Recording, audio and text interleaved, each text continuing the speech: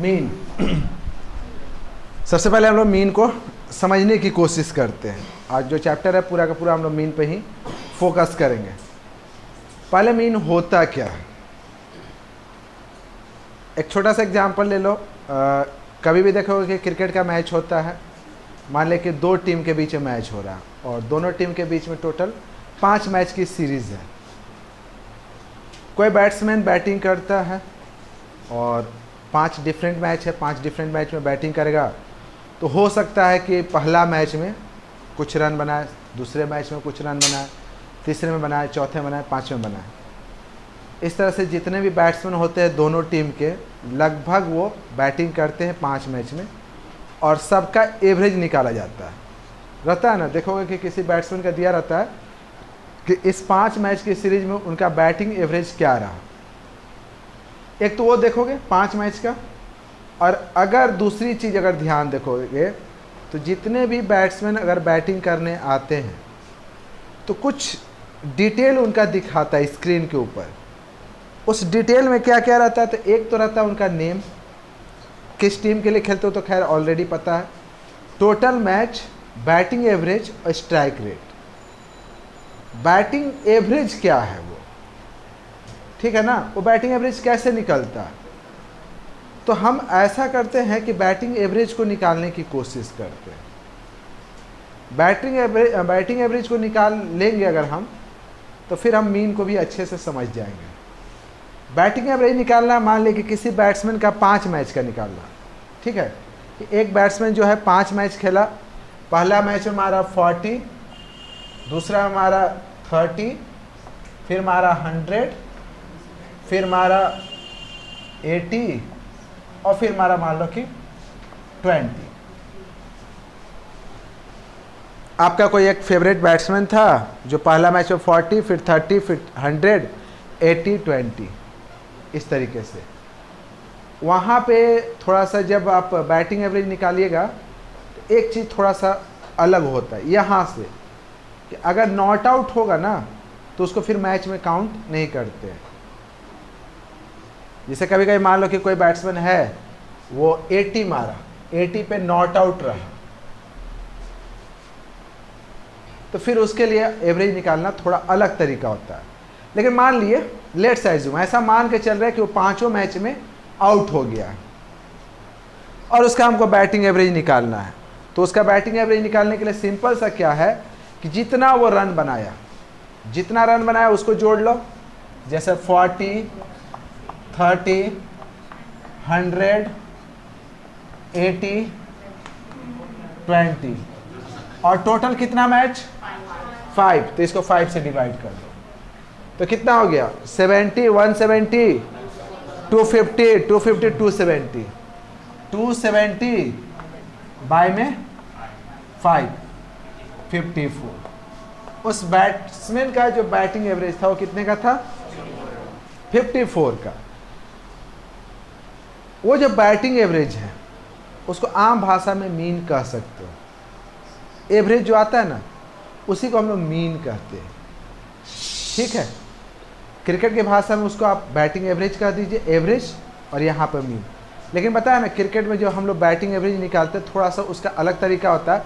अगर किसी मैच में नॉट आउट रहता तो फिर इस मैच को हम काउंट, जितना मैच में आउट होता है उतने से हम उसको डिवाइड करते हैं।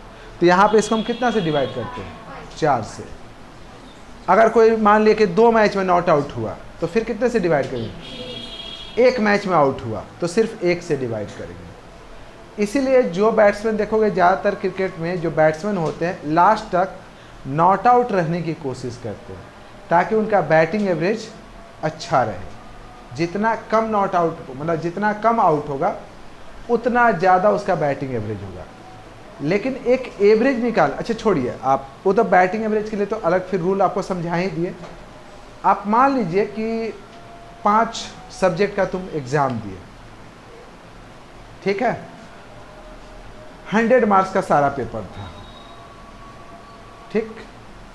आपका परसेंटेज कितना है, परसेंटेज निकालोगे। परसेंटेज निकालने के लिए आप क्या करते हो, 100 का तो सारे टोटल मार्क्स को जोड़ देते हैं टोटल सब्जेक्ट से डिवाइड कर देते हैं, वो आपका एवरेज आ जाता है। वो जो एवरेज आएगा उसको भी हम मीन कह सकते हैं। एवरेज निकालना, एवरेज निकालने के लिए सिंपल सा लॉजिक होता है, जितना भी डेटा है उसका सम बाय जितना नंबर ऑफ डेटा उससे डिवाइड। इस क्लास में मान लिए कि टोटल जितने भी बच्चे हैं, हम बोले कि यहाँ पे जो बच्चे हैं उनका एज, जो एज है उस एज का एवरेज एज क्या है, एवरेज एज या मीन एज बोलेंगे, एवरेज बोले या उसी को मीन बोलेंगे। एवरेज एक आम भाषा है। तो अगर हमको एवरेज एज निकालना हो तो हम क्या करेंगे, जितने भी बच्चे हैं सबका एज लेंगे और सबको ऐड कर देंगे। जैसे पूछेंगे तुम्हारा एज कितना है, फिर तुम्हारा तुम्हारा तुम्हारा तुम्हारा तुम्हारा सबका जोड़ लेंगे, और सबको जोड़ने के बाद जितने भी स्टूडेंट है उससे हम उसको डिवाइड कर देंगे, एवरेज एज आ जाएगा। वो जो एवरेज एज आएगा उसी को क्या कहेंगे, मीन कहेंगे। एकदम आसान सा है, हैं? नहीं है आसान, बहुत आसान है, समझे। उसी तरीके से मान लो एकदम छोटा सा कि मान लो कि तुम जो है जो रोटी खाती हो, खाती है, एक दिन मंडे के दिन मेरे घर एज अ गेस्ट बन के आए, पहला दिन 8 रोटी खाई, ठीक है। दूसरा दिन पहला ही था, स्टार्टिंग था, तो थोड़ा सा अच्छे से खातिरदारी किए, अच्छा सब्जी बना हुआ था 2-4 तरह का, तो 8 रोटी खा गए। थोड़ा सा अगला दिन क्वालिटी थोड़ा सा कम किए, तो फिर ये 6 रोटी खाई। लेकिन किसी कारण से हो गया कि मतलब कोई और आदमी आ गया और उस दिन चिकन उकन बन गया, तो 10 रोटी खा गए।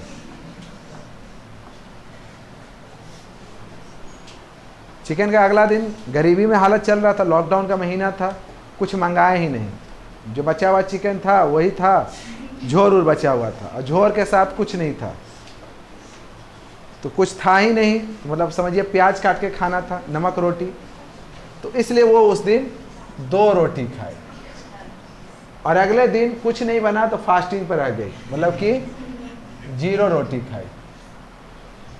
अब बताइए कि ये एवरेज कितना रोटी खाती है। आप इसके बारे में अगर एस्टिमेट करना हो कि एक दिन में ये कितना रोटी खा सकती है, तो अब क्या बोलेगा, 8 रोटी, 10 रोटी, तो एवरेज बताना होगा, न तो ज़्यादा न कम। वो एवरेज का मतलब होता है कि न ज़्यादा न कम, बीच में आता है। तो अब हम उस लड़की का एवरेज निकालना चाहते हैं। 0 तो खैर नहीं है लेंगे, यहाँ पे हम 4 ले लेते हैं, भूखे नहीं रखेंगे, नहीं तो मेरे बदनामी है ना, 4 ले लेते हैं। तो हम ऐसा करते हैं कि सब देखते हैं, एवरेज निकालने के लिए क्या है, एवरेज, और उसी एवरेज को हम क्या कहेंगे, मीन, मीन ही कहेंगे। तो हमको मीन निकालना, मीन रोटी, कितना रोटी खाती है। तो फिर कैसे करेंगे, 8, 6, 10, 2, 4, कितने दिन मेरे घर पर रही, 5 दिन, 16, 26, 32, बाप रे बाप, 6.2,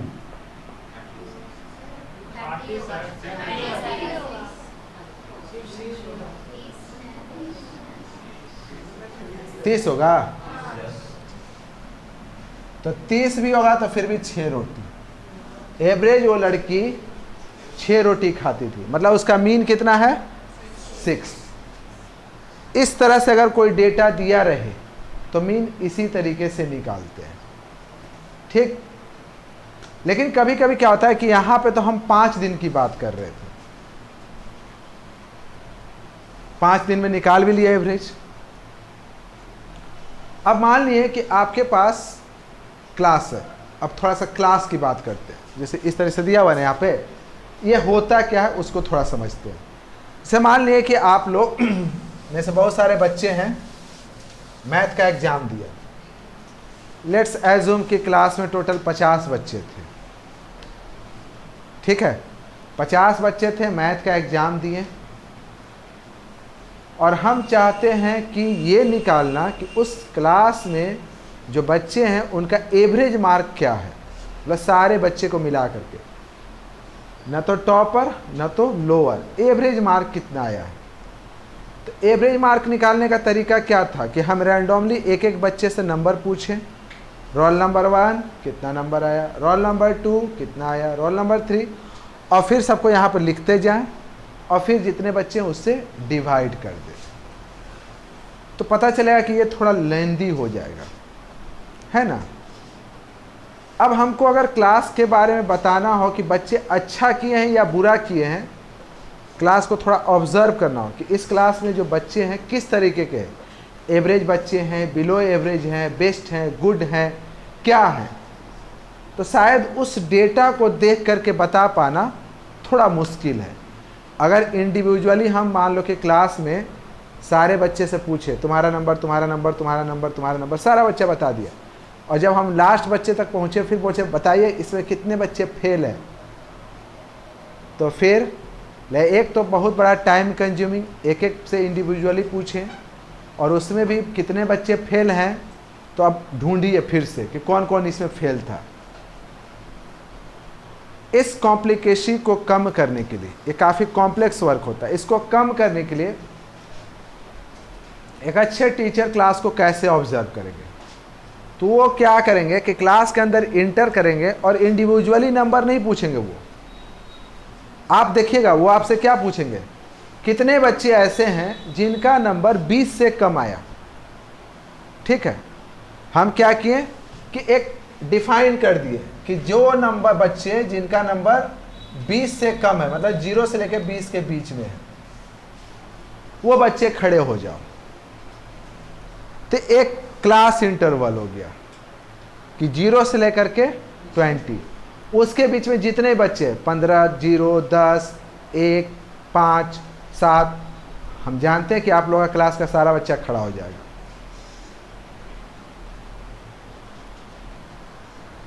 जीरो से 20 ये एक क्लास है जिसमें लोअर लिमिट, इसको हम लोग क्या कहते हैं, लोअर लिमिट, और इस क्लास का ये क्या हुआ, अपर लिमिट। ये क्लास का लोअर, ये अपर। और हाइट का मतलब क्या होता है, हाइट ऑफ क्लास, तो इन दोनों का बीच का डिफरेंस। तो हम यहाँ पर हाइट ऑफ क्लास कितना लिए हैं, 20 का, 20 माइनस 10, हाइट निकालना हो तो 20 माइनस 10। ठीक है, क्लियर यहाँ तक। हो सकता है कि अच्छा अब 0 से 20 पूछे, कुछ बच्चे खड़े हुए, कुछ नहीं मतलब खड़े हो गया अच्छा खासा, 60 बच्चा था 30 वो खड़ा हो गया, हम समझ गए कि बच्चे मेरे बहुत अच्छे हैं। फिर उसके बाद मेरा क्वेश्चन क्या होगा कि फिर 20 से 40 के बीच में कितने को आया, तो फिर दिए 20 से। अब यहाँ lower limit 20, upper limit class height 20। Class height निकालना हो तो इसमें से हमेशा इसको माइनस करेंगे। इसमें कुछ बच्चे आएंगे, जितने बच्चे आएंगे मतलब कि 20 to 40 के बीच में जितने बच्चे खड़ा हुए वो उसका फ्रीक्वेंसी कहलाएगा। उसको हम लोग क्या कहेंगे, जैसे 5 बच्चा खड़ा हुआ तो हम लोग लिखेंगे फ्रीक्वेंसी उसका 5 हो गया। फिर बोलेंगे कि 40 से 60 के बीच में कितने का, फिर 60 से 80, फिर 80 से। अब इस तरीके से अगर मेरे पास दिया हुआ है, मान लें कि यहाँ पे आए 15 बच्चे, यहाँ पे हो गए 10, यहाँ पे आ गए 20, फिर यहाँ पे 15 और यहाँ पे 10, टोटल कितना बच्चा हो गया,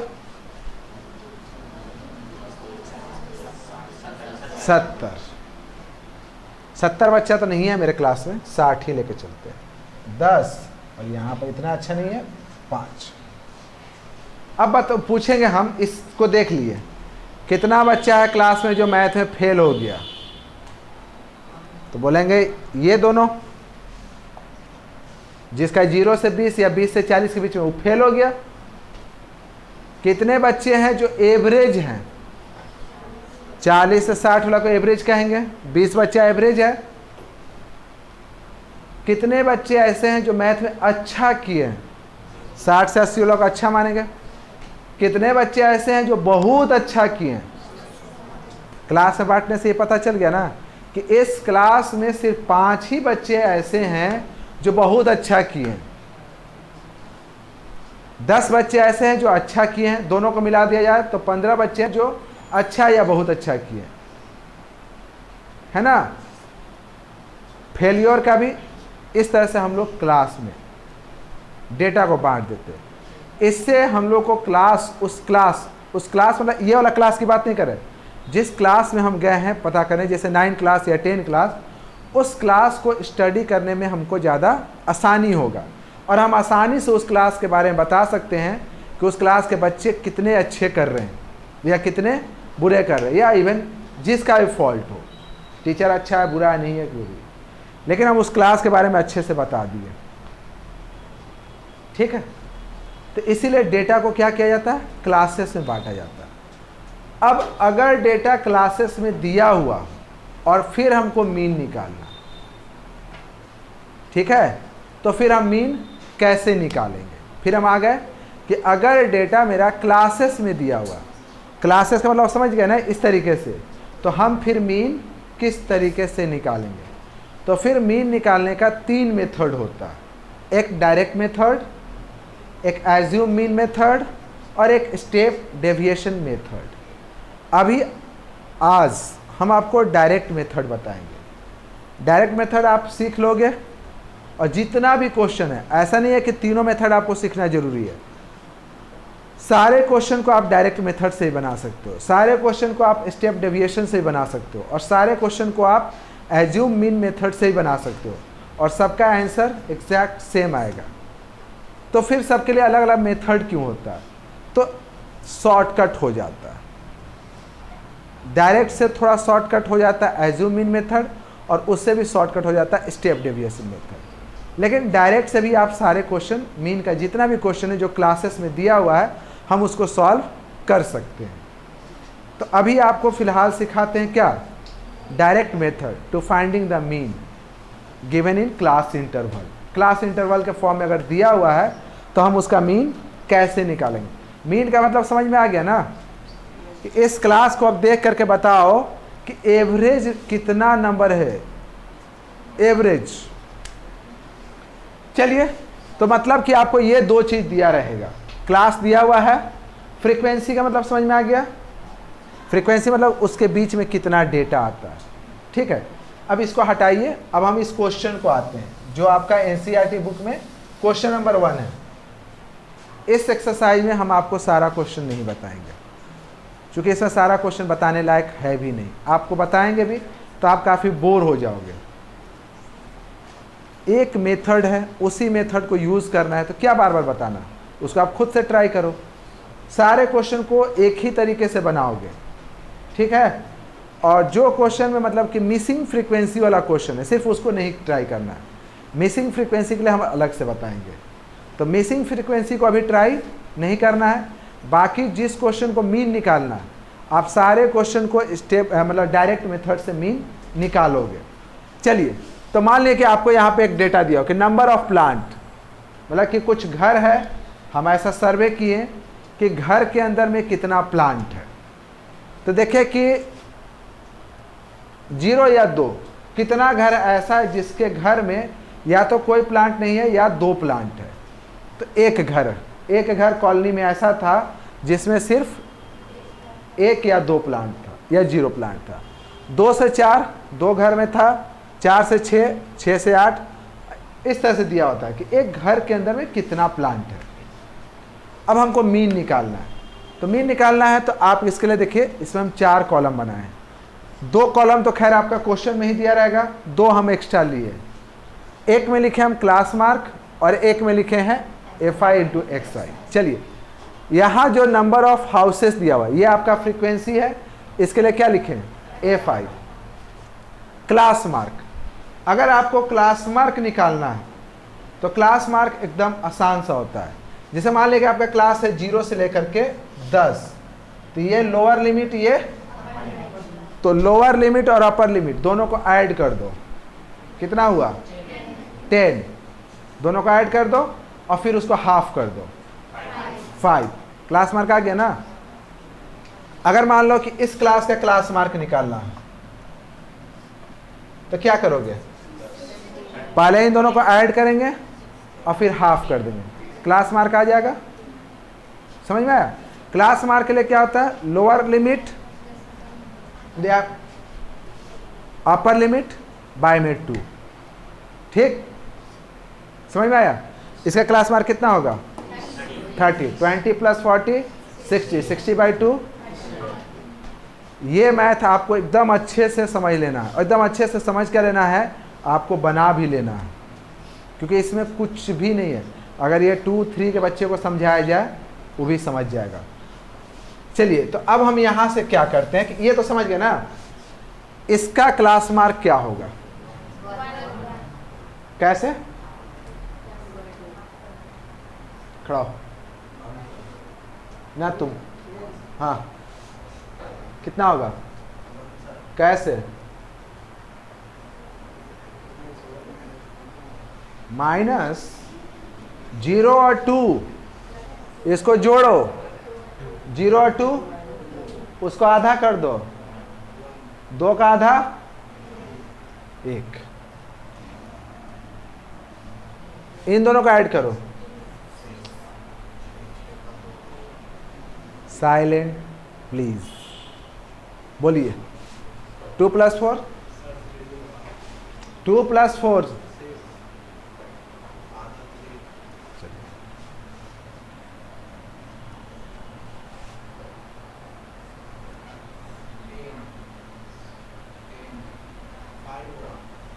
5,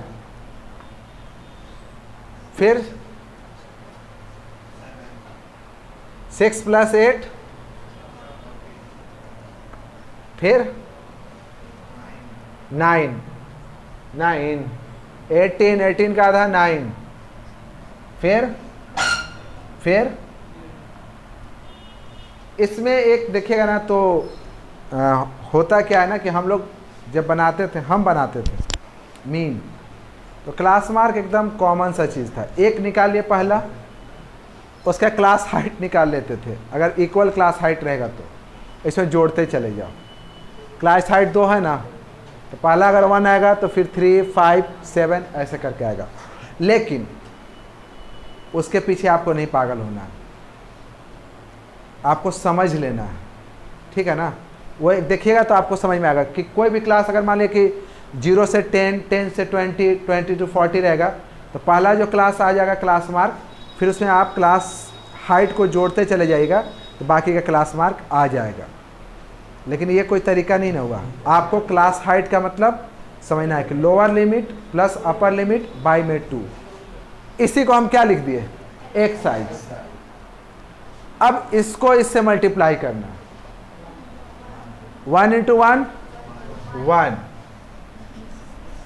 2 × 3 6, 1 × 5 5, 5 × 7 6 × 9 54, 2 × 11 और 3 × 13 हो गया।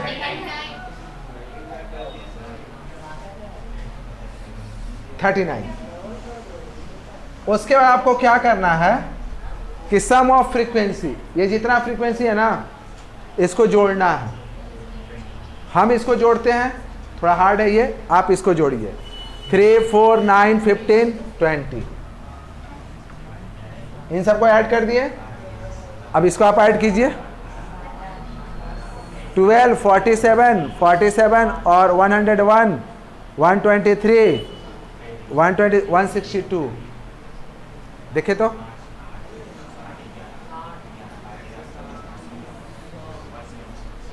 162, आप देख लीजिए, मेरे भरोसा मत कीजिएगा।